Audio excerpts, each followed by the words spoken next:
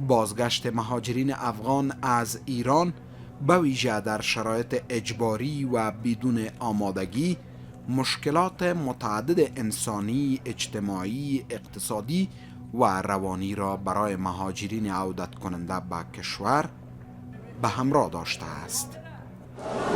هممون هوارا شدیم، تو این گرما خونه نداریم، جا نداریم.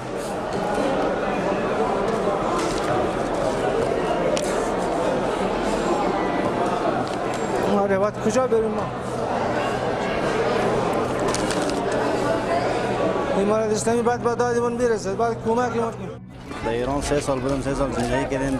انگار سر ما 30 سال تیر شده. هر چی بدبختی که از سر افغانی در ایران میره، هر چی مشکلات هست میره، مثل حیوان سر رفتار میکنه. اصلا احترام برات قائل نیست.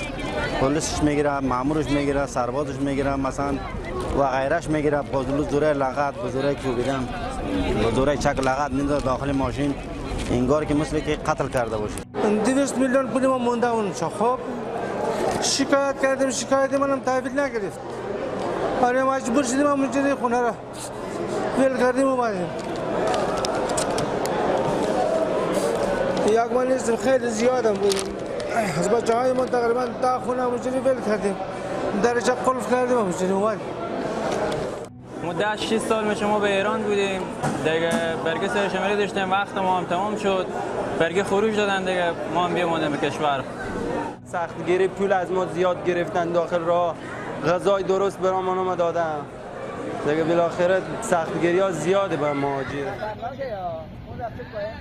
مهاجر افغان در ایران سالهاست که با کارگری، زحمت خانه را به کرایه گرفته، هر ماه کرایه آن را پرداخته است و با هزاران سختی پول پیش پرداخت امانت را تهیه کرده تا سقف برای خانوادهشان داشته باشند.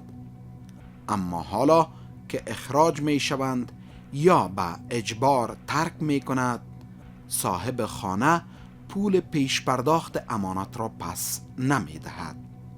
گاه به بهانه قرضداری، گاه به بهانه بی اسنادی و گاه فقط به این دلیل که مهاجر است و جرأت شکایت ندارد. بالاخره گو باید کل اساس خور بریزی بیرون که من پول تو بدم. من کل اساس که داشتم جمع کردم، بردم به خونه دومات خو اینا.